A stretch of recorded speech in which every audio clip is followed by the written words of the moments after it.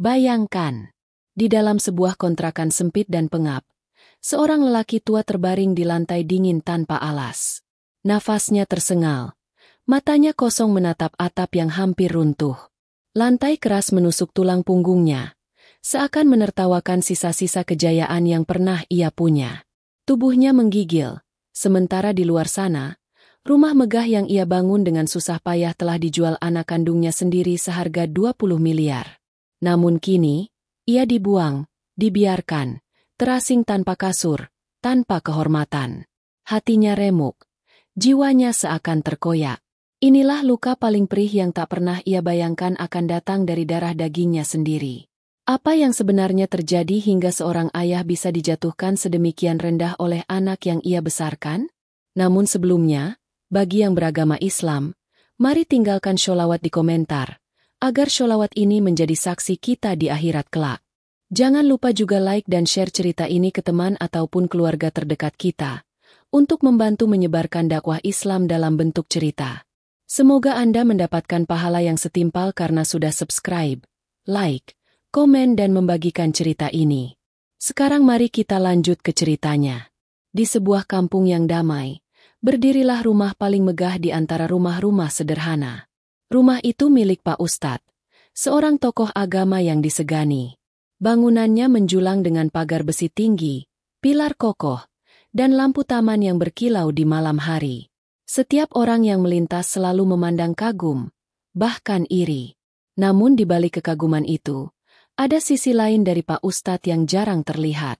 Ia sering menatap orang miskin dengan sinis, terutama anak-anak yatim piatu yang datang belajar mengaji di musholanya.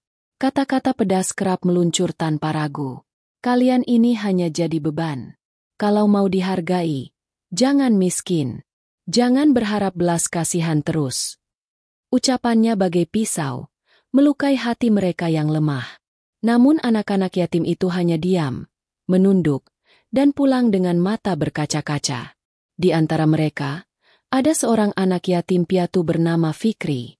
Wajahnya pucat, bajunya kusam, namun hatinya tegar. Ia tak pernah membalas kata-kata kasar Pak Ustadz. Setiap malam, ia hanya mengangkat tangan, berdoa lirih. Ya Allah, berikanlah keadilan. Jangan biarkan orang yang merendahkan kami merasa selalu berkuasa. Doa itu terus terpanjat, malam demi malam. Tidak ada yang tahu bahwa doa anak yatim bisa menembus langit lebih cepat daripada keluhan siapapun. Hari demi hari, kesombongan Pak Ustadz semakin menjadi. Ia bangga dengan rumah mewahnya. Ia merasa aman dengan harta yang berlimpah. Namun tanpa ia sadari, benih kehancuran justru tumbuh di dalam keluarganya sendiri, tepat di hati anak kandungnya.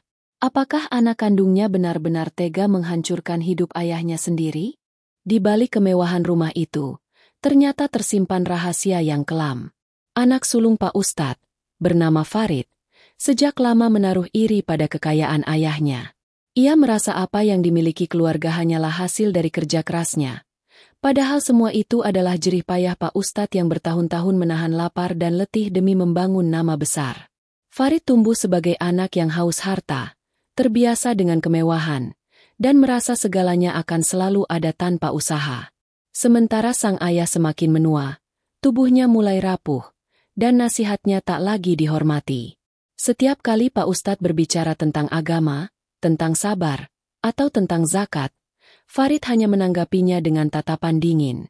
Suatu malam, di ruang tamu yang luas dengan lampu gantung berkilau, Farid duduk bersama beberapa teman dekatnya. Mereka membicarakan peluang bisnis besar, namun semuanya membutuhkan modal miliaran rupiah. Farid menatap rumah mewah itu dengan penuh ambisi. Kalau rumah ini dijual, aku bisa jadi pengusaha besar.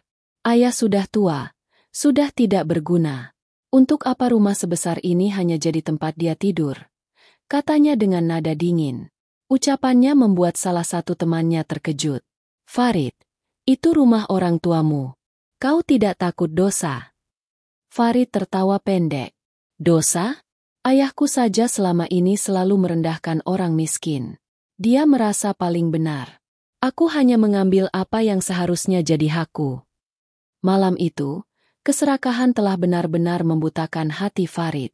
Beberapa hari kemudian, tanpa sepengetahuan sang ayah, Farid mulai menghubungi agen properti.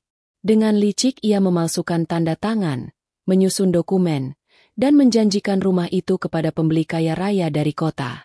Nilai yang ia ajukan tidak main-main, 20 miliar rupiah. Sementara itu, Pak Ustadz sama sekali tidak menyadari rencana keji anaknya. Ia masih duduk di beranda rumah, menatap halaman dengan bangga, sambil berkata kepada beberapa jamaah yang berkunjung, "Rumah ini bukti pertolongan Allah. Dengan usaha dan doa, aku bisa membangunnya setahap demi setahap. Semoga menjadi tempat berkah untuk anak-anakku." Namun kata-kata itu justru menjadi saksi betapa ia sedang dipermainkan darah dagingnya sendiri. Hari penandatanganan kontrak penjualan tiba. Farid datang dengan pakaian rapi, wajah penuh senyum, seakan tak ada beban. Di ruang kantor notaris yang dingin, ia menorehkan tanda tangan terakhir. Dalam sekejap, rumah yang dibangun dengan keringat dan doa seorang ayah berpindah tangan kepada orang asing. Uang miliaran pun masuk ke rekeningnya. Sementara itu, Pak Ustadz yang sedang pulang dari mengisi ceramah kecil di musola kampung, terkejut melihat papan besar bertuliskan, "Dijual," terpampang di depan rumahnya. Ia berdiri kaku, keringat dingin bercucuran meski matahari terik. Ya Allah, apa maksud semua ini? Tetangga yang melintas hanya menatap dengan iba, namun tak berani mendekat. Kabar angin tentang penjualan rumah itu sudah lebih dulu mereka dengar. Hati Pak Ustadz mulai bergetar, dadanya sesak. Tapi yang lebih menghancurkan bukan sekadar papan pengumuman itu, melainkan sosok anak kandungnya yang datang menghampiri dengan wajah tanpa rasa bersalah. "Pak, rumah ini sudah bukan milik kita lagi. Mulai hari ini kita harus keluar." Kata-kata itu menusuk lebih dalam daripada 1000 pisau. Pak Ustadz menatap wajah Farid, anak yang pernah ia gendong dengan kasih sayang, kini berdiri bak musuh yang merampas segalanya. Rumah megah itu telah berpindah tangan. Dan bagi Pak Ustadz, inilah awal kehancuran yang sebenarnya. Apakah Pak Ustadz akan pasrah menerima kenyataan? Atau justru berjuang melawan anaknya sendiri? Namun tak ada yang tahu bahwa azab Allah sedang bersiap mengetuk pintu kehidupannya. Hari itu menjadi hari paling kelam dalam hidup Pak Ustadz. Ia pulang dengan langkah berat, hatinya penuh tanda tanya, hanya untuk mendapati pintu rumah megahnya sudah digembok oleh orang lain. Beberapa orang berseragam datang, menyodorkan kertas perjanjian yang tak pernah ia lihat sebelumnya. "Pak, mohon maaf. Mulai hari ini rumah ini sudah resmi berpindah kepemilikan. Tuan Farid telah menandatangani dokumen dan menerima pembayaran penuh. Kami harap Bapak segera mengosongkan rumah ini." Pak Ustadz berdiri kaku, seakan bumi berhenti berputar. Suaranya tercekat. "Apa maksud kalian? Ini rumah saya. Saya yang membangun dari nol. Dengan apa anak saya bisa menjualnya?" Namun jawaban itu hanya berupa tatapan datar dari para petugas. Mereka menunjukkan dokumen lengkap dengan tanda tangan yang mirip dengan miliknya.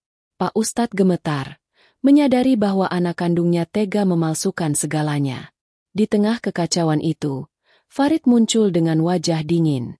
"Pak, jangan bikin ribut. Rumah ini sudah bukan milik kita. Aku sudah siapkan tempat untuk Bapak.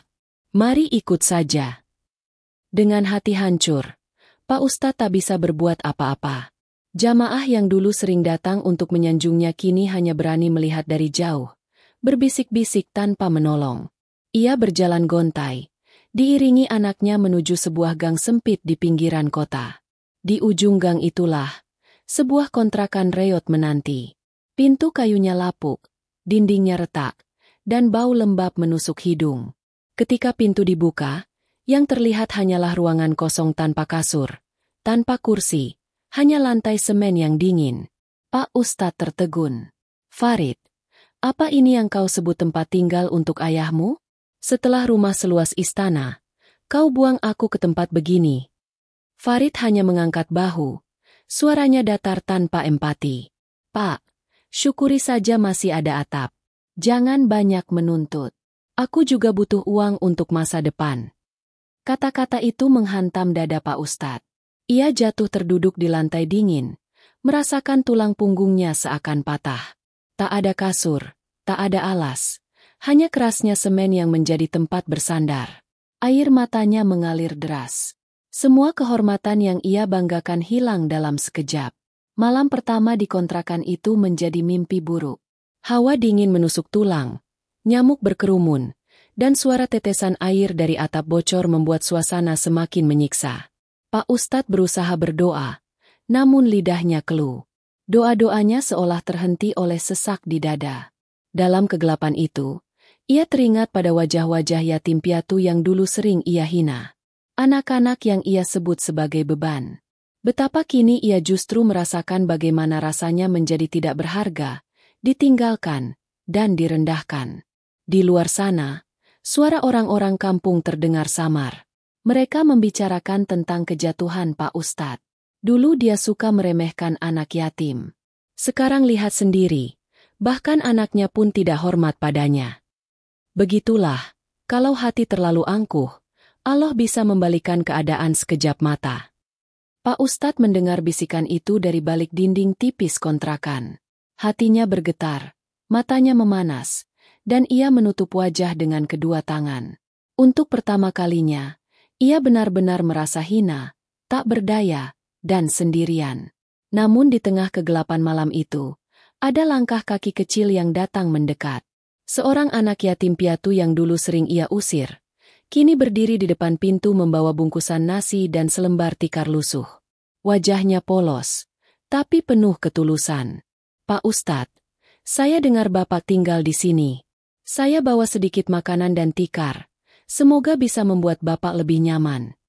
Pak Ustadz terdiam, air matanya semakin deras.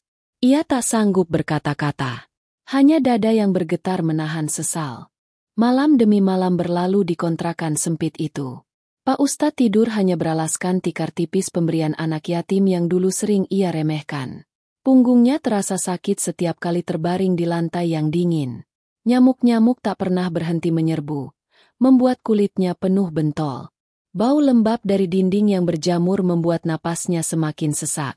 Di waktu subuh, ia biasa terbangun bukan karena adzan, melainkan karena tetesan air dari atap bocor yang jatuh tepat di wajahnya. Suara tikus yang berlarian di langit-langit menjadi pengingat bahwa ia sudah bukan lagi tuan rumah megah, melainkan sekadar penghuni kontrakan kumuh. Yang lebih menyiksa bukan hanya kondisi fisik, melainkan luka batin yang terus menggerogoti. Pak Ustadz yang dulu disegani jamaah, kini tak lagi dihormati. Hanya sedikit orang yang masih menoleh kepadanya. Kebanyakan memilih menjauh, membicarakan kejatuhannya di belakang. Dulu kalau ceramah suaranya lantang, tapi ternyata sombongnya lebih tinggi dari menara masjid. Sekarang baru terasa, bagaimana rasanya jadi orang kecil. Bisikan itu terdengar di telinganya setiap kali ia keluar membeli kebutuhan kecil di warung. Langkahnya berat, wajahnya menunduk, hatinya diliputi rasa malu. Sementara itu, Farid yang menjadi penyebab semua ini hidup dalam pesta pora. Uang hasil penjualan rumah mewah ia gunakan untuk membeli mobil baru, pakaian mahal, dan bergaul dengan rekan bisnis. Tak sedikit pun ia menoleh pada ayahnya yang menderita.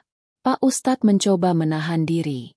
Ia berusaha menegakkan sholat di kontrakan sempit itu, berharap Allah menguatkan hatinya. Namun setiap kali ia mengangkat tangan, bayangan anak yatim yang dulu ia usir selalu hadir di pelupuk mata. Anak-anak kecil dengan wajah lusuh, yang ia hina sebagai beban, kini seakan menjadi saksi atas kejatuhannya. Hati Pak Ustadz semakin perih ketika suatu sore ia mendengar suara pintu diketuk. Dengan langkah pelan, ia membukanya. Ternyata Fikri, anak yatim yang dulu ia sakiti, datang lagi. Kali ini ia membawa sebotol obat gosok dan bungkusan sayur. Pak Ustadz, saya dengar Bapak sakit. Ini ada sedikit obat dan makanan. Semoga bermanfaat. Pak Ustadz tertegun. Suaranya tercekat. Hanya mampu mengucapkan lirih. Kenapa kamu masih mau menolong saya, Nak? Padahal dulu saya sering melukai hatimu. Fikri menatap dengan senyum tulus. Bapak tetap guru saya. Meski dulu kata-kata Bapak menyakitkan, saya tidak boleh membalas dengan kebencian. Doa saya hanya semoga Allah mengampuni Bapak. Kata-kata itu menghantam hati Pak Ustadz. Air matanya mengalir deras tanpa bisa ditahan. Ia terisak, menutup wajah dengan kedua tangan. Allah, betapa keras hati saya dulu. Kini engkau tunjukkan kelembutan anak yatim yang lebih mulia dari kesombongan saya. Sejak hari itu, penyakit batin Pak Ustadz mulai menjelma menjadi penyakit raga. Tubuhnya sering demam, sendinya terasa nyeri, dan napasnya makin pendek. Kontrakan sempit itu seakan menjadi penjara yang perlahan melumpuhkan tubuhnya. Namun yang paling menyiksa adalah saat ia mendengar kabar tentang anaknya. Farid mulai terjerat hutang karena gaya hidup berlebihan. Bisnis yang ia bangun dengan uang hasil penjualan rumah tidak berjalan lancar. Dari kejauhan, Pak Ustadz hanya bisa menangis. Bukan karena peduli pada harta, melainkan karena sadar, anak yang ia banggakan ternyata mewarisi kesombongan dirinya. Azab Allah kian terasa nyata. Kemuliaan berganti kehinaan. Kekuatan berganti kelemahan. Dan perlahan, cahaya yang pernah ia banggakan padam satu persatu. Apakah Pak Ustadz akan benar-benar hancur dalam derita? Atau justru menemukan secercah cahaya taubat di tengah kehinaannya? Hari-hari berikutnya menjadi semakin berat. Tubuh Pak Ustadz makin melemah. Nafasnya pendek, kulitnya pucat, dan ia hanya bisa berbaring di atas tikar tipis. Suara batuknya terdengar serak setiap malam, seakan menyimpan penyesalan yang tak pernah terucap. Namun di tengah sakitnya, ia masih berusaha bangun untuk sholat meski sekadar duduk, menahan sakit yang mendera tulang dan sendi. Sementara itu, di sisi lain kota, Farid menjalani hidup dengan kesombongan yang membara. Mobil mewah baru ia parkir di depan kafe mahal. Setiap malam ia berpesta bersama teman-temannya. Uang hasil penjualan rumah ayahnya mengalir deras untuk memenuhi gaya hidup tinggi. Namun kemewahan itu tidak bertahan lama. Bisnis besar yang ia bangun dengan modal miliaran ternyata hanya permainan orang-orang licik. Investasi yang ia percayai hanyalah jebakan. Satu demi satu mitra bisnisnya menarik diri, meninggalkan Farid dengan hutang besar. Dalam waktu singkat, rekeningnya yang dulu penuh miliaran kini kosong. Mobil mewah yang ia banggakan harus ditarik leasing karena telat membayar cicilan. Teman-temannya yang dulu selalu menempel ikut menghilang. Farid berjalan sendiri, kebingungan, dan mulai merasakan guncangan batin. Sementara itu, di kontrakan sempit, Pak Ustadz mendengar kabar itu dari tetangga. Ia hanya bisa termenung. Ya Allah, dulu aku sombong, anakku pun kau jadikan sombong. Kini kami berdua sama-sama engkau jatuhkan. Inikah balasan atas kesalahan kami? Air matanya menetes tanpa ia sadari. Ia sadar, kejatuhan Farid adalah cermin dari dirinya sendiri. Keduanya sama-sama memelihara kesombongan, hingga akhirnya Allah cabut keberkahan dari hidup mereka. Suatu malam, saat hujan deras mengguyur kota, kontrakan tempat Pak Ustadz tinggal bocor parah. Air mengalir dari atap, membasahi tikar dan baju lusuhnya. Dalam keadaan menggigil, ia mendengar suara pintu diketuk dengan keras. Dengan susah payah ia bangun, membuka pintu. Di hadapannya berdiri sosok yang mengejutkan. Farid, anak yang telah membuangnya. Wajahnya kusut, matanya cekung, rambutnya berantakan, dan tubuhnya basah kuyup. Ia jatuh berlutut di depan ayahnya. Pak, tolong saya. Saya hancur. Semua harta habis. Saya dikejar hutang. Tidak ada seorang pun yang mau menolong saya. Pak Ustadz terdiam. Hatinya campur aduk antara marah, sedih, dan iba. Ia ingin berteriak, ingin melampiaskan sakit hatinya, tapi lidahnya keluh. Air mata justru lebih cepat turun, membasahi pipi tuanya. Farid menangis keras, suaranya pecah. Pak, maafkan saya. Saya yang menjual rumah Bapak. Saya yang membuang Bapak ke tempat ini. Saya pikir harta bisa membuat saya besar. Tapi sekarang saya hanya jadi hinaan. Pak, saya tidak punya siapa-siapa lagi.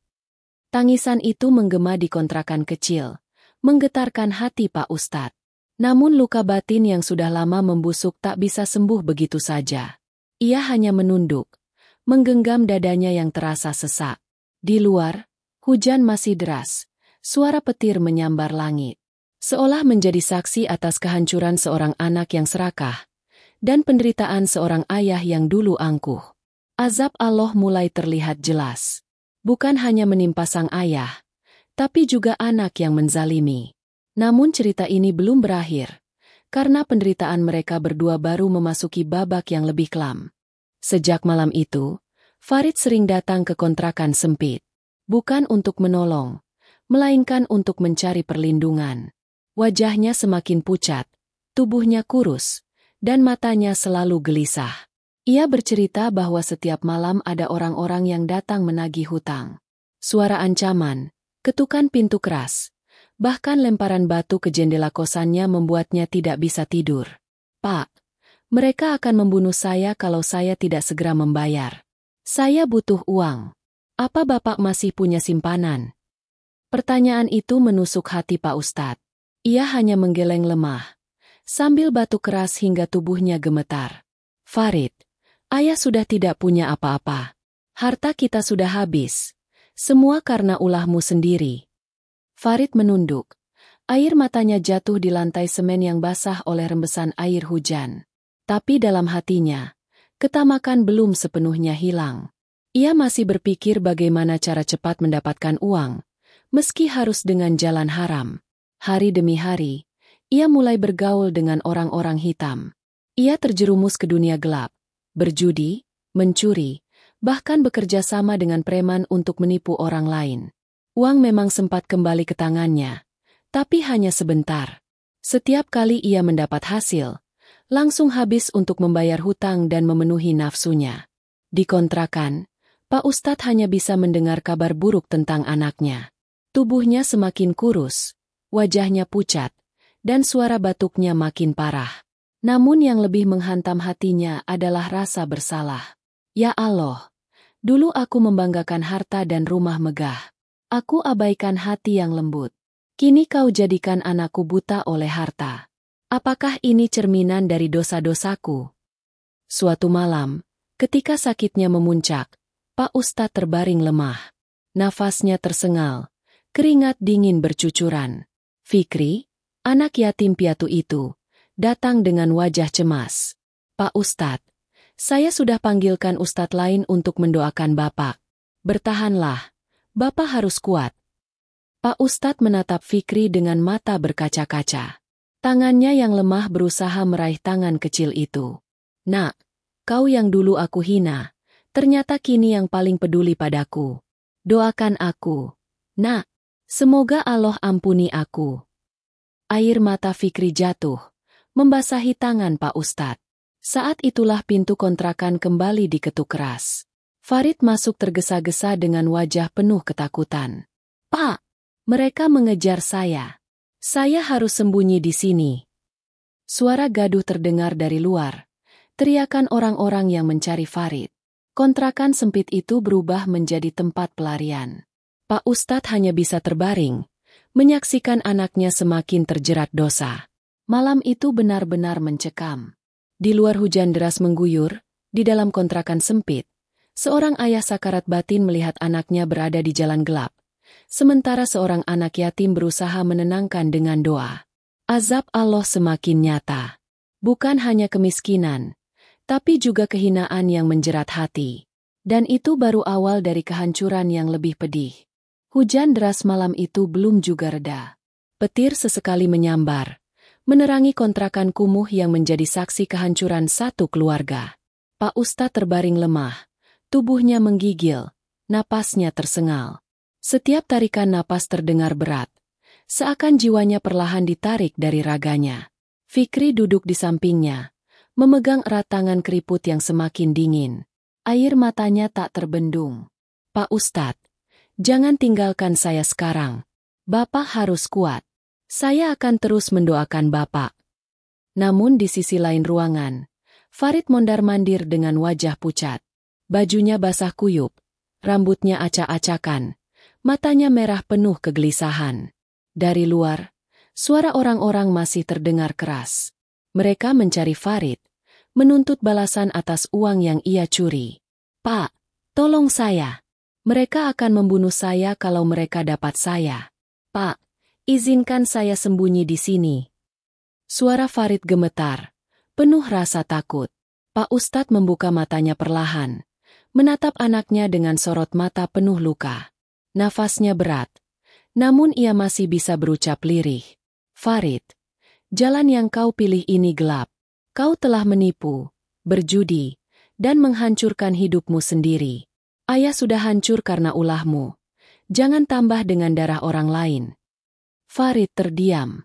Namun rasa takut dan desakan nafsu membuat hatinya semakin gelap. Ia meraih sebilah pisau karatan yang tergeletak di dapur kontrakan. Tangannya gemetar. Wajahnya penuh kebingungan. Pak, kalau mereka masuk, aku akan melawan. Aku tidak mau mati. Aku harus bertahan hidup. Fikri terkejut melihat pisau itu. Ia berdiri cepat, mencoba menahan. Kak Farid, jangan lakukan itu. Membunuh tidak akan menyelesaikan apapun. Allah tidak akan ridha dengan darah orang yang tak bersalah. Namun telinga Farid seakan tuli. Nafasnya terengah. Keringat dingin bercucuran. Ketukan pintu semakin keras. Suara teriakan semakin jelas. Farid, keluar kau. Jangan sembunyi di dalam. Uang kami atau nyawamu. Pak Ustadz mengerang pelan. Tubuhnya semakin lemah. Namun hatinya masih bergetar mendengar ancaman itu. Dengan sisa tenaga, ia berkata terbata-bata. Farid, letakkan pisau itu. Jangan tambah dosamu. Jangan kau ulangi kesombongan ayah di masa lalu. Jalan ini hanya akan membawa kehinaan abadi. Kata-kata itu membuat Farid terhenti sejenak. Pisau di tangannya bergetar, hampir terlepas. Namun rasa takut membuatnya masih bertahan. Suara dari luar makin mengguncang mentalnya. Dalam suasana mencekam itu, tiba-tiba pintu kontrakan didobrak keras. Sekelompok pria bertubuh kekar masuk. Wajah mereka penuh amarah. Mereka langsung menyerbu Farid. Di sini kau rupanya. Kau pikir bisa lari dari kami. Farid terjatuh. Pisau terlepas dari tangannya. Ia berteriak ketakutan. Tubuhnya menggigil. Fikri berdiri di depannya. Mencoba melindungi. Tolong, jangan sakiti dia. Dia memang salah. Tapi jangan bunuh dia. Pak Ustadz yang hampir tak berdaya hanya bisa menyaksikan semua itu. Air matanya jatuh. Dalam hatinya, ia berbisik lirih. Ya Allah, ini azab yang kau timpakan. Hina di mata manusia. Hancur di mata dunia. Ampuni aku dan anakku sebelum terlambat. Suasana malam itu berubah menjadi lautan tangis, teriakan, dan ketakutan. Kehinaan yang mereka alami semakin nyata. Rumah megah sudah sirna, kehormatan sudah hilang, dan kini nyawa pun hampir melayang. Azab Allah semakin jelas. Jalan gelap yang dipilih Farid membawa kehancuran, sementara ayahnya hanya bisa pasrah dalam sakit yang makin kritis. Namun perjalanan belum berakhir. Karena ujian yang lebih berat masih menanti keduanya.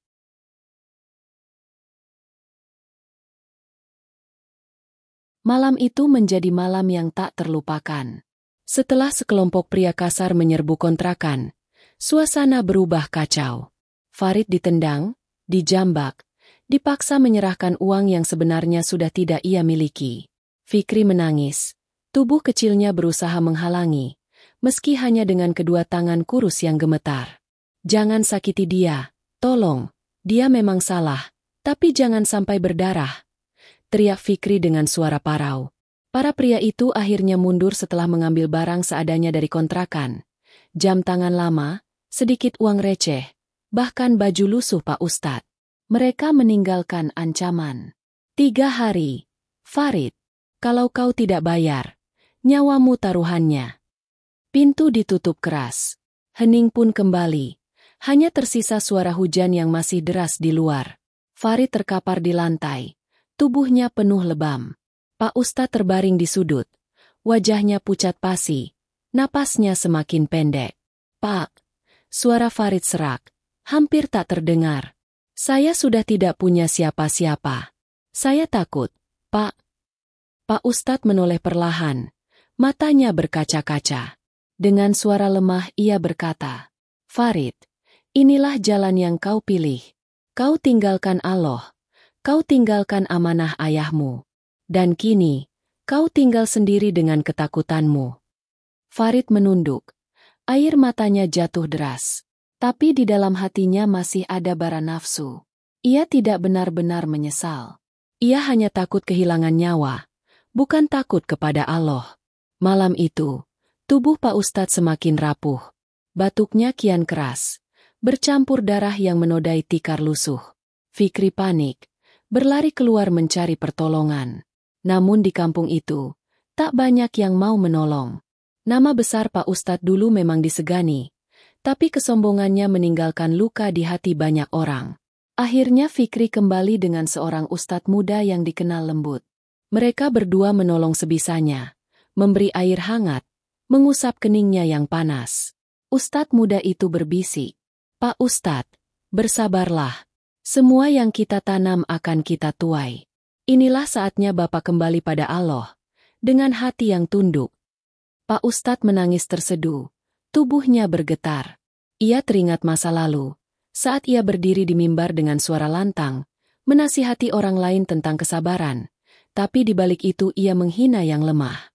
Kini, saat tubuhnya hancur, justru anak yatim piatu dan seorang ustadz muda yang menolongnya.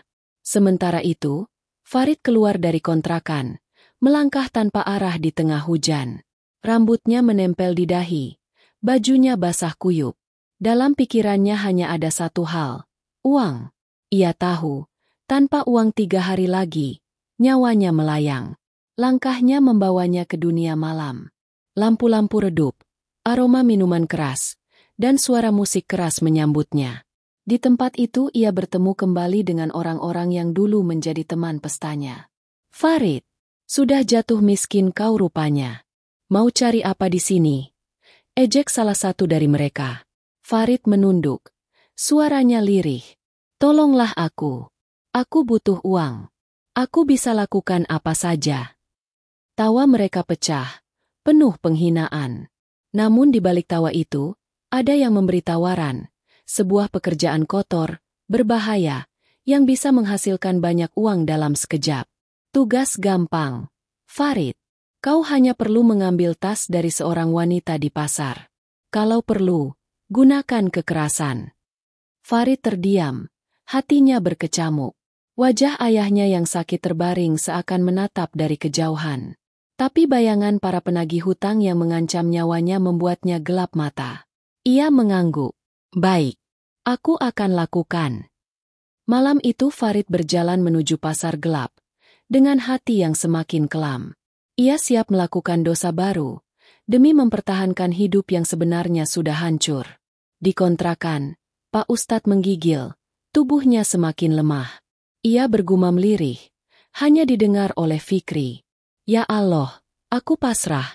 Kalau Engkau kehendaki aku pergi, jadikanlah anakku kembali ke jalan MU, walau aku harus menanggung derita ini." Azab Allah makin jelas. Ayah terbaring di ambang kematian. Anak melangkah ke jalan dosa yang lebih gelap.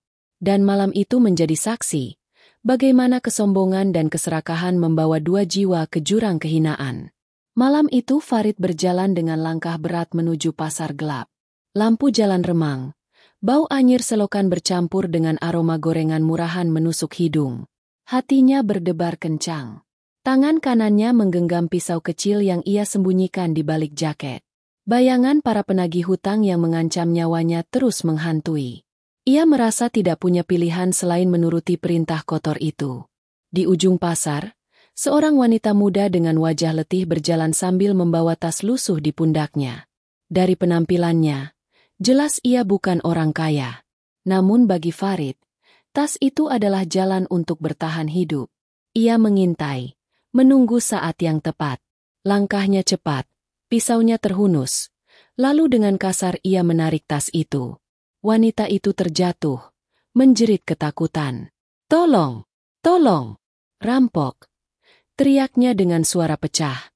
Beberapa orang pedagang berusaha mendekat, tapi Farid sudah lebih dulu berlari.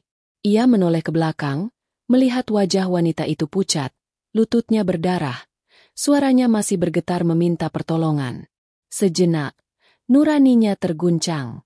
Namun ketakutan akan mati membuat hatinya membatu. Ia terus berlari, menembus lorong sempit, hingga akhirnya berhenti di sudut gelap. Dengan napas terengah ia membuka tas itu.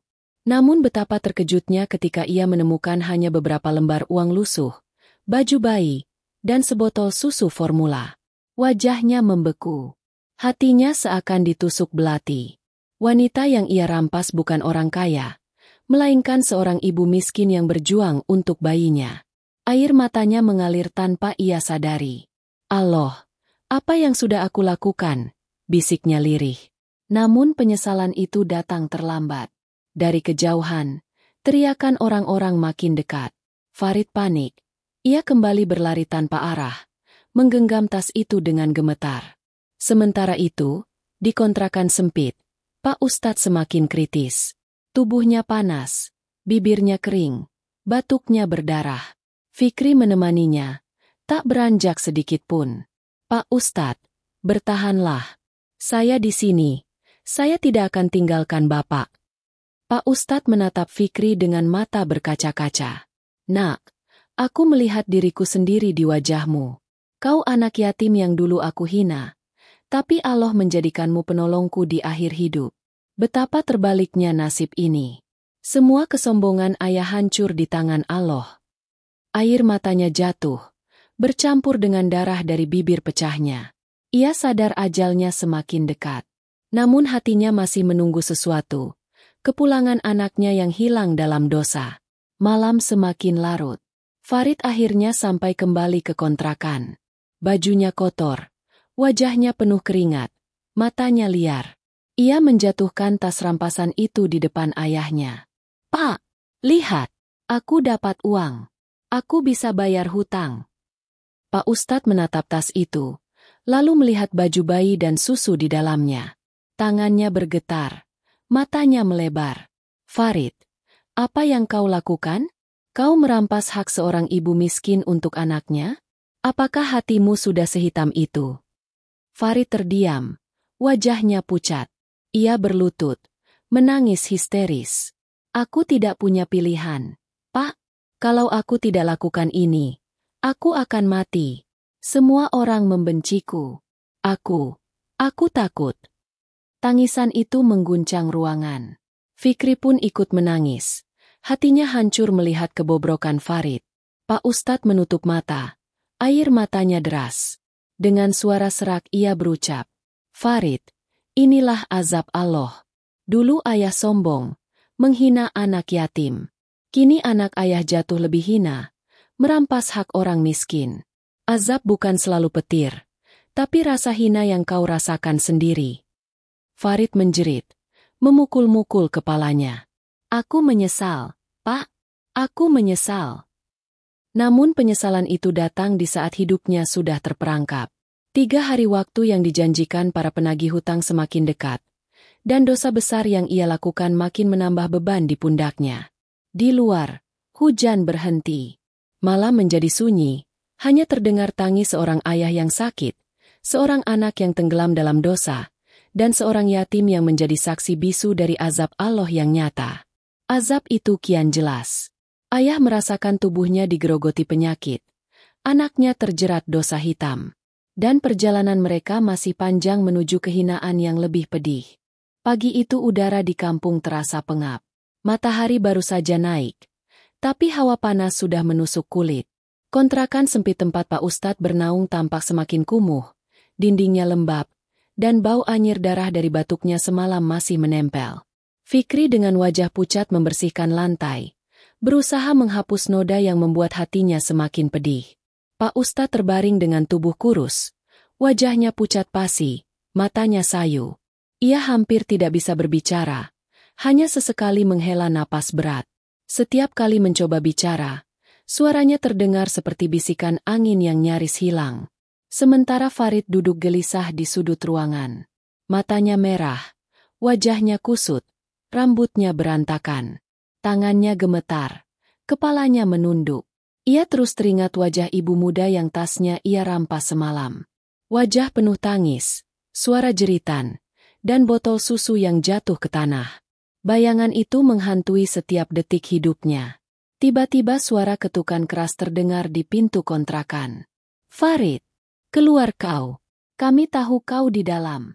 Kalau tidak keluar, kontrakan ini kami hancurkan." Farid tersentak. Wajahnya memucat. Tubuhnya gemetar hebat. Pak Ustadz yang lemah menoleh perlahan. Matanya penuh kepedihan. "Farid, inilah akibatmu. Kau diburu karena nafsumu sendiri. Ayah tak bisa menolongmu lagi." Farid berdiri terburu-buru. Matanya liar. Ia meraih pisau yang tadi ia simpan di bawah tikar. Suaranya bergetar. "Pak, saya tidak akan diam saja. Kalau mereka masuk, saya akan lawan. Saya tidak mau mati sia-sia." Fikri menahan tangannya. "Kak Farid, jangan tambah dosa. Cukup sudah apa yang kau lakukan. Jangan sakiti orang lain lagi." Namun telinga Farid seperti tertutup. Jeritan dari luar semakin keras. Pintu digedor. Suara kayu retak terdengar jelas. Ketakutan berubah menjadi keputusasaan.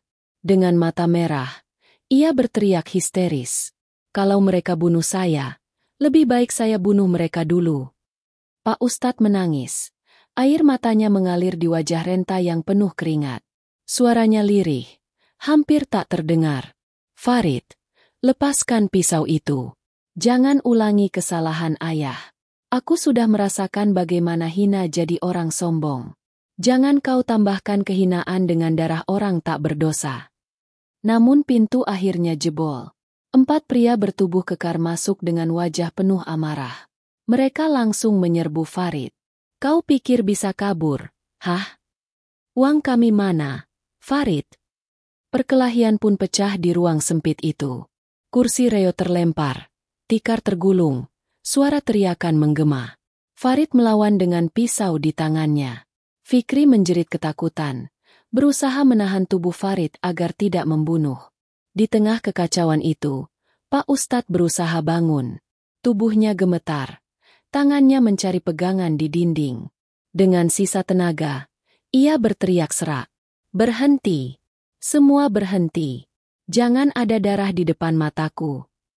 Namun suaranya justru menghilang tertelan kegaduhan. Salah satu pria berhasil memukul Farid hingga jatuh. Pisau terlepas dari tangannya. Darah mengalir dari bibirnya. Tubuhnya tersungkur. Matanya nanar. "Besok malam, kalau kau tidak bayar, kau mati!" teriak salah satu pria itu. Sebelum akhirnya mereka pergi meninggalkan ancaman yang mengguncang seluruh isi rumah. Ruangan kembali hening. Hanya terdengar tangis Fikri yang tak berhenti. Farid terbaring dengan tubuh penuh luka. Sementara Pak Ustadz jatuh terduduk. Tubuhnya gemetar, napasnya sesak. "Ya Allah," ucap Pak Ustadz lirih. Air matanya membasahi pipi. "Azab MU sudah nyata. Anak yang dulu kubanggakan kini hina. Dan aku hanya bisa menatap tanpa daya." Fikri berlutut di sampingnya, menggenggam tangan tuanya. "Pak Ustadz, jangan putus asa. Mungkin Allah masih memberi Bapak kesempatan untuk bertaubat." Pak Ustadz menatap wajah polos anak yatim itu. Hatinya hancur. Dalam kepalanya hanya ada satu doa. Semoga Allah masih memberi jalan hidayah untuk anaknya sebelum ajal menjemput. Azab makin nyata. Farid kini benar-benar diburu. Tubuhnya remuk, jiwanya kotor. Pak Ustadz makin dekat pada ajal. Tubuhnya kian rapuh. Semua kesombongan mereka hancur. Hanya kehinaan yang tersisa. Hari berganti. Namun penderitaan di kontrakan sempit itu tak kunjung reda. Tubuh Pak Ustadz makin ringkih. Kulitnya pucat, matanya cekung, tulangnya menonjol. Setiap kali ia mencoba bergerak, rasa sakit menjalar ke seluruh tubuh. Nafasnya pendek, dada sesak, dan batuknya kian sering mengeluarkan darah. Kontrakan itu kini tak ubahnya ruang sakarat batin. Bau lembab, tikar basah oleh darah dan keringat, dinding berjamur, serta suara tangis yang tak pernah berhenti. Fikri merawatnya dengan penuh kesabaran, seolah ia anak kandung yang sebenarnya. Ia mengusap kening Pak Ustadz dengan kain basah, memberi air seteguk demi seteguk, dan menuntun doa di telinganya. Namun di sisi lain ruangan, Farid duduk terpaku. Wajahnya lebam, bibirnya pecah, tubuhnya penuh luka akibat pengeroyokan semalam. Matanya kosong, pikirannya kacau. 3 hari sudah hampir berlalu, dan ancaman para penagih hutang terus terngiang di telinganya. Kalau kau tidak bayar, nyawamu taruhannya. Farid tahu, ia tidak lagi punya apa-apa. Uang rampasan sudah habis, teman-temannya meninggalkan, dan kini ia hanya menunggu ajal dijemput dengan cara hina. Dalam keputusasaan, ia menatap ayahnya yang terbaring. Suaranya pecah. "Pak, saya takut mati. Saya tidak kuat. Saya tidak tahu harus bagaimana." Pak Ustadz membuka mata perlahan. Nafasnya terengah, tapi sorot matanya masih menembus hati. "Farid, takutlah pada Allah, bukan hanya pada manusia. Kau lari dari hutang, tapi tidak bisa lari dari azab. Kau rampas hak orang miskin, kau hinakan ayahmu sendiri. Inilah balasan yang nyata." Air mata Farid jatuh, bercampur darah di bibirnya. Ia berlutut di samping ayahnya, menggenggam tangannya dengan panik. "Pak, ajari saya jalan keluar. Apa yang harus saya lakukan? Saya sudah terjebak terlalu dalam." Pak Ustadz hanya bisa menangis. Suaranya serak, lirih, nyaris hilang. "Taubatlah, nak. Jangan tunggu maut menjemput. Allah Maha Pengampun.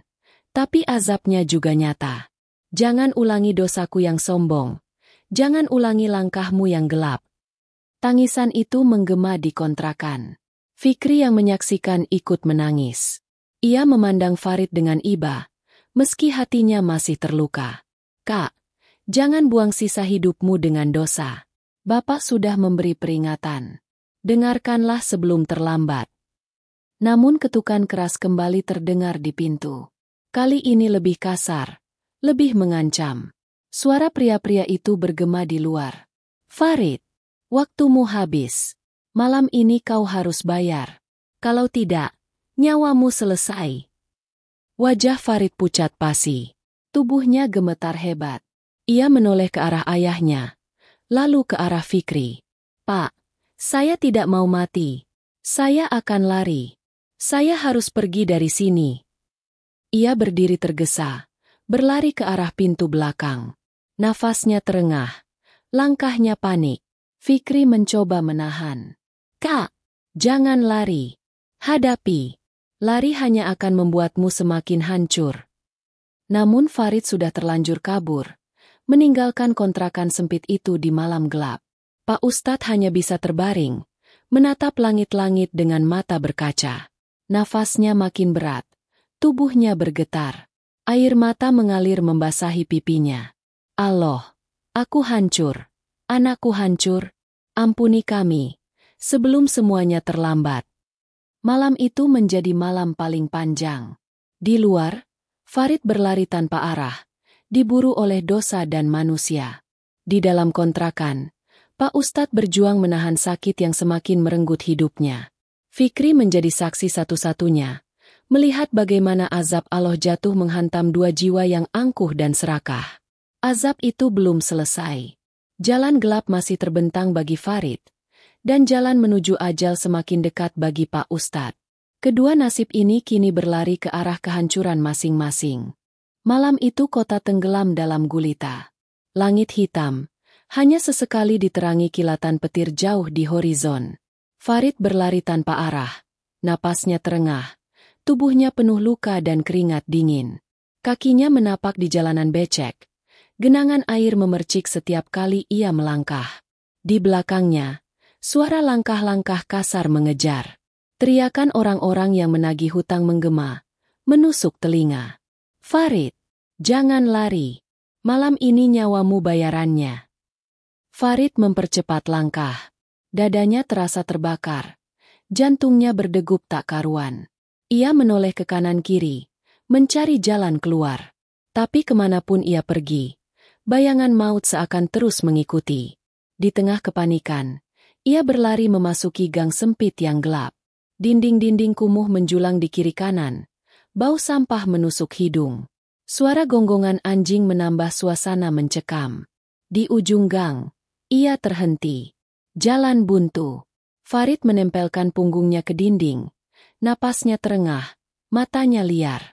Tiba-tiba dari kegelapan muncul 3 pria kekar. Wajah mereka penuh amarah. Tangan mereka menggenggam balok kayu dan rantai besi. Farid, akhirnya kau terjebak. Farid gemetar. Tubuhnya basah oleh keringat. Ia mencoba merayu. Suaranya parau. Tolong, beri saya waktu sedikit lagi. Saya akan bayar hutang kalian. Saya janji. Namun mereka hanya tertawa dingin. Janji? Sudah cukup janji busukmu. Malam ini kau bayar dengan darah. Farid panik. Ia merogoh kantong, mengeluarkan pisau kecil yang masih ia simpan. Tangannya bergetar. Matanya merah. Ia menjerit histeris. Jangan sentuh aku. Kalau kalian mendekat, aku akan bunuh. Pria-pria itu semakin mendekat. Tanpa takut, Farid menusukkan pisau ke arah salah satu dari mereka. Jeritan pecah. Darah memercik. Seorang pria jatuh tersungkur. Merintih kesakitan. 2 orang lainnya marah besar. Menyerbu Farid dengan rantai besi. Benturan keras terjadi. Pisau terlepas. Tubuh Farid dihantam berkali-kali. Rasa sakit membakar tulangnya. Darah keluar dari mulutnya. Ia berteriak. Tubuhnya meronta. Tapi tak kuasa melawan. Begini balasan untuk orang licik. Teriak salah satu pria itu. Farid jatuh terkapar di jalan becek. Tubuhnya penuh luka. Matanya nanar. Napasnya tersengal. Darah mengalir dari keningnya. Bercampur dengan air hujan. Dalam kondisi sekarat, bayangan ayahnya terlintas di benaknya. Sosok tua yang kini terbaring sakit, mata yang penuh tangis, kata-kata peringatan yang dulu ia abaikan. Allah, ampuni aku, bisiknya lirih, sebelum pingsan tak sadarkan diri. Di sisi lain, di kontrakan sempit, Pak Ustadz juga berjuang dengan maut. Tubuhnya menggigil. Batuk darah tak kunjung berhenti. Fikri duduk di sampingnya, tak henti membacakan doa. Suaranya serak, matanya basah oleh air mata. Pak Ustadz, bertahanlah. Jangan tinggalkan saya sendirian. Pak Ustadz menatap Fikri dengan sorot mata sayu. Suaranya lemah, namun jelas. Nak, kalau ajal datang, jangan tangisi aku. Doakan aku. Dan tolong carikan Farid. Aku ingin melihatnya, sebelum mataku tertutup selamanya. Fikri menunduk. Air matanya jatuh ke tangan tua itu. Saya janji, Pak. Saya akan cari Kak Farid. Saya tidak akan biarkan Bapak pergi tanpa bertemu dengannya. Malam itu menjadi malam yang penuh darah dan air mata. Farid terkapar di jalan gelap. Sementara Pak Ustadz menunggu ajal dengan penyesalan yang membakar hati. Fikri, anak yatim yang dulu dihina, kini menjadi saksi dan penolong yang setia. Azab Allah semakin nyata, menghantam keduanya dengan cara paling perih. Kehinaan, sakit, dan penyesalan yang terlambat. Fajar menyingsing dengan langit muram. Embun menempel di dedaunan. Tapi di kontrakan sempit itu tidak ada keindahan pagi. Yang terdengar hanyalah batuk serak Pak Ustadz, bercampur darah dan sesak nafas yang semakin berat. Tubuhnya kurus kering, wajahnya pucat pasi, matanya hampir tak bisa terbuka. Fikri duduk di sampingnya. Wajahnya sembab karena semalaman menangis. Tangan kecilnya menggenggam tangan keriput itu erat-erat. Pak Ustadz, bertahanlah. Jangan menyerah. Saya akan carikan Kak Farid. Bapak pasti ingin bertemu dengannya sebelum. Suara Fikri tercekat. Ia tak sanggup melanjutkan kata-kata itu. Air matanya jatuh membasahi tangan Pak Ustadz. Pak Ustadz membuka mata dengan sisa tenaga. Nafasnya berat. Tapi ia berusaha bicara. Nak, tolong temukan Farid. Katakan padanya. Ayah memaafkan. Jangan biarkan dia mati dalam dosa. Aku ingin memeluknya. Walau sekali saja. Sebelum mataku tertutup. Fikri mengangguk cepat. Lalu berdiri dengan tekad kuat. Baik, Pak. Saya akan cari dia. Tolong bertahan sampai saya kembali. Dengan langkah tergesa, Fikri keluar dari kontrakan, menyusuri jalanan becek. Ia bertanya ke orang-orang di pasar, ke pedagang, ke tukang becak. ke siapapun yang mungkin tahu keberadaan Farid. Sebagian orang hanya menggeleng, sebagian lain menyeringai sinis. Farid? Anak itu sudah jadi buronan. Semalam dia jatuh babak belur, katanya. Aku lihat dia di gang belakang pasar, terkapar penuh darah. Fikri berlari ke arah gang yang dimaksud. Aroma anyir darah masih terasa. Bekas pertarungan terlihat jelas di tanah becek. Dan di sudut gelap, ia menemukan tubuh Farid terbaring. Wajahnya bengkak, bibir pecah, darah kering menempel di pipinya. Kak Farid, teriak Fikri panik. Ia segera menghampiri, mengguncang tubuh itu. Farid membuka mata pelan. Matanya sayu, bibirnya bergetar. Fikri, aku masih hidup. Fikri mengangguk dengan air mata bercucuran. Kak, ayo bangun. Bapak ingin bertemu. Bapak menunggu kakak. Dengan sisa nafasnya. Farid terdiam. Air matanya jatuh. Dalam kepalanya terlintas semua dosa yang ia lakukan. Menjual rumah ayah, membuangnya ke kontrakan sempit, merampas hak ibu miskin, hingga terjebak dalam hutang dan kekerasan. Hatinya seperti diremuk. Aku tidak pantas bertemu ayah. Fikri, aku anak durhaka. Namun Fikri menggenggam tangannya kuat. Bapak ingin memeluk kakak. Jangan sia-siakan kesempatan terakhir ini. Mari pulang. Dengan sisa tenaga, Fikri memapah Farid. Tubuhnya berat. Setiap langkahnya gemetar. Tapi semangatnya lebih besar dari kelelahannya. Mereka berjalan tertatih di jalan sempit, melewati tatapan sinis orang-orang, hingga akhirnya sampai di kontrakan. Di dalam, Pak Ustadz masih terbaring. Nafasnya makin berat. Matanya setengah tertutup. Saat pintu terbuka, ia menoleh perlahan. Pandangannya buram, tapi ia tahu siapa yang datang. Air matanya langsung jatuh. Farid. Farid tersungkur di lantai, merangkak mendekati ayahnya. Tangisnya pecah, tubuhnya bergetar. Ia mencium tangan ayahnya yang dingin, basah oleh keringat. Pak, maafkan saya. Saya anak durhaka. Saya hancurkan rumah Bapak. Saya buang Bapak ke tempat ini. Semua dosa ada di pundak saya. Pak, maafkan saya sebelum Bapak pergi. Pak Ustadz mengangkat tangannya dengan susah payah, menyentuh kepala anaknya. Air matanya deras. Suaranya lemah namun tegas. Ayah maafkan kau. Nak, sejak awal ayah sudah memaafkan. Tapi bertaubatlah kepada Allah, sebelum terlambat. Jangan ulangi dosa ayah yang sombong. Jangan ulangi dosamu yang hina. Kembalilah ke jalannya. Farid terisak, menggenggam tangan ayahnya seerat mungkin. Pak, saya janji, saya akan bertaubat. Saya tidak akan ulangi semua keburukan ini. Suasana kontrakan berubah menjadi lautan air mata. Fikri menangis di sudut, menyaksikan momen itu dengan hati yang bergetar. Azab yang menimpa keluarga itu mencapai puncaknya. Seorang ayah diambang ajal, seorang anak terkapar dalam penyesalan, dan seorang yatim menjadi saksi kebesaran Allah membalikan nasib. Pak Ustadz tersenyum lemah. Air mata jatuh di pipinya. Nafasnya semakin pelan. Namun wajahnya terlihat tenang untuk pertama kalinya. Ia telah mendengar kata taubat dari anaknya. Malam itu menjadi saksi. Di ambang ajal, keangkuhan berubah menjadi kerendahan hati.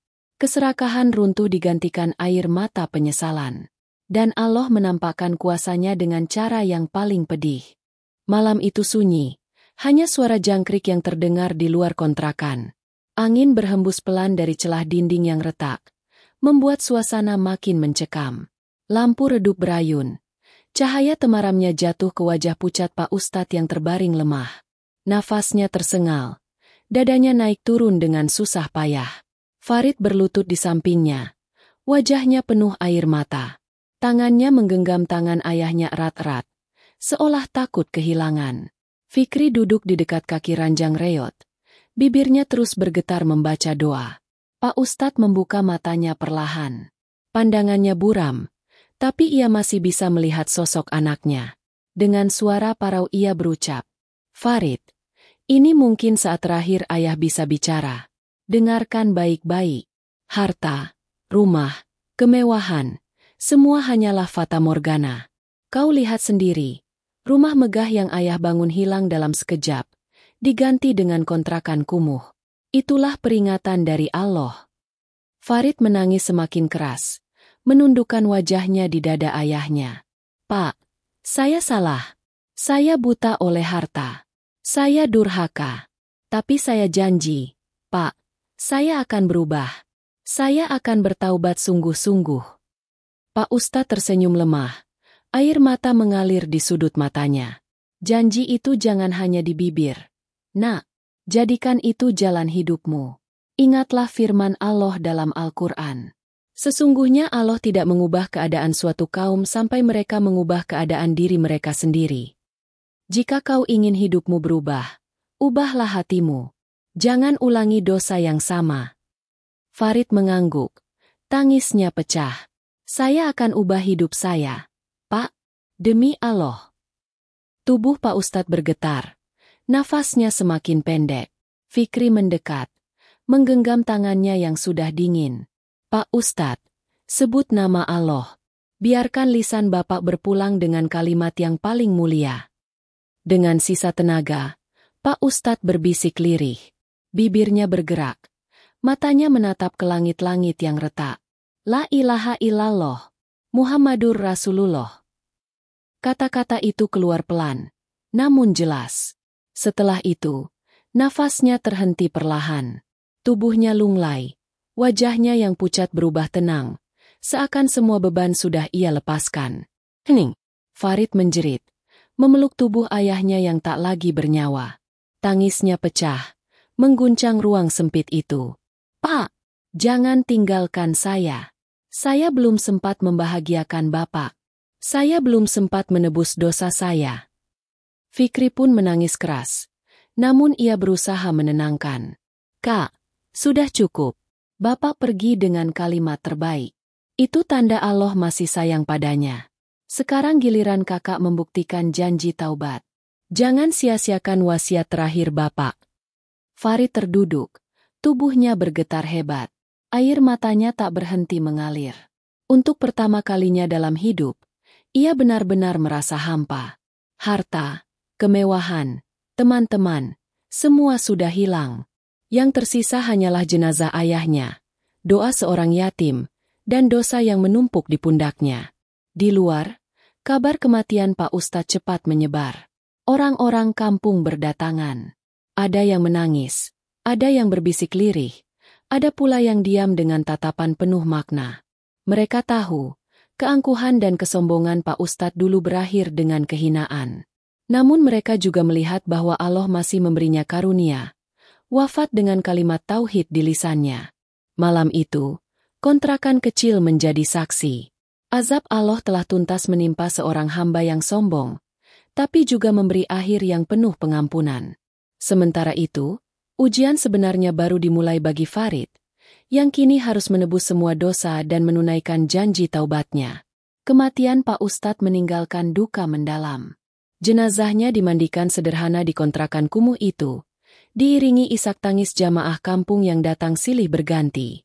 Meski sebagian masih mengingat kesombongannya, mereka tak bisa menahan air mata melihat nasibnya yang begitu tragis.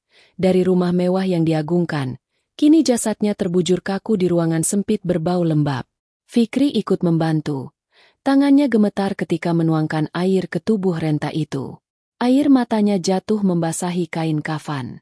Pak Ustadz, saya doakan semoga Allah mengampuni Bapak. Semoga semua kebaikan Bapak diterima, dan semua dosa Bapak dihapuskan. Sementara itu, Farid hanya bisa duduk di sudut ruangan. Wajahnya pucat, matanya bengkak karena tangis. Ia tidak sanggup menatap jenazah ayahnya. Setiap kali ia mencoba mendekat, hatinya terasa ditusuk rasa bersalah. Pak, maafkan saya. Semua ini karena saya. Kalau saya tidak serakah, Bapak tidak akan berakhir di sini. Setelah disyalatkan, jenazah Pak Ustadz diantar ke pemakaman umum kampung. Orang-orang berjalan kaki, melewati jalan tanah yang becek, mengiringi kepergiannya dengan doa.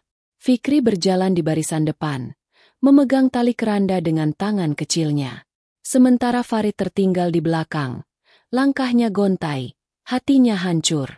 Di tepi liang lahat, saat tanah mulai ditimbun, suara doa bergema. Farid akhirnya jatuh tersungkur di tanah basah, menangis keras. Allah, ampuni ayahku, ampuni aku, anak durhaka yang membuatnya menderita. Aku janji, aku akan berubah. Aku tidak akan kembali ke jalan gelap. Tangisan itu membuat orang-orang menoleh.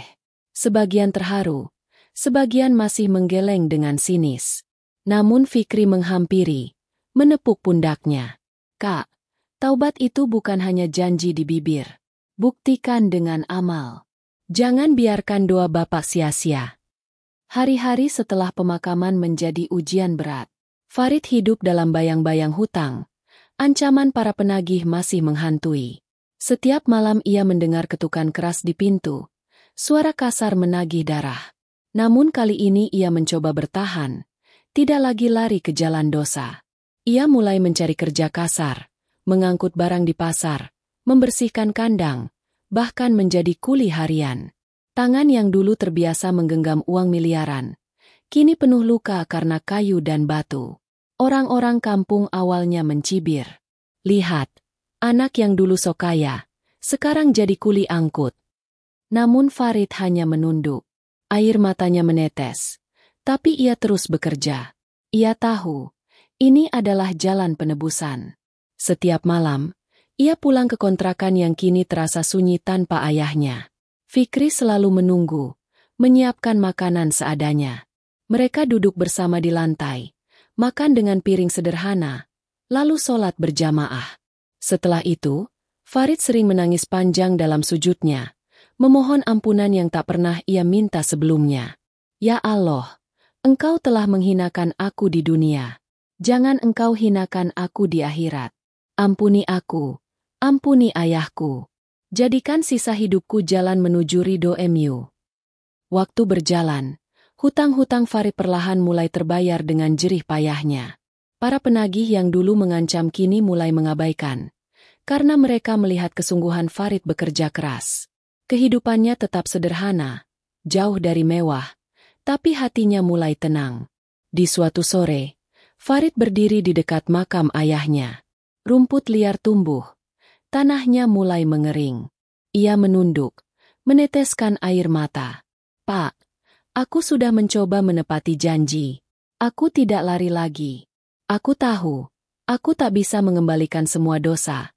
Tapi aku ingin menutup hidupku dengan taubat. Semoga Allah mempertemukan kita kembali di surga. Angin berhembus pelan, dedaunan bergetar. Hatinya terasa ringan. Ia tahu, azab yang ia terima di dunia adalah peringatan. Namun di balik itu, Allah masih membuka pintu ampunan. Hikmah. Azab Allah bukan hanya petir atau bencana besar.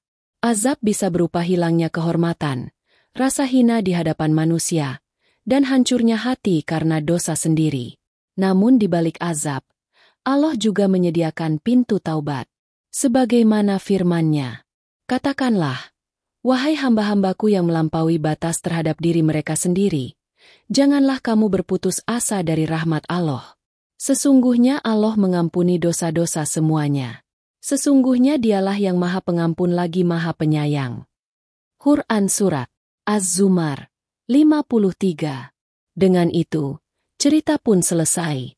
Dari rumah megah yang sirna, dari kesombongan yang runtuh, dari anak durhaka yang terjerumus, hingga akhirnya azab berubah menjadi jalan taubat.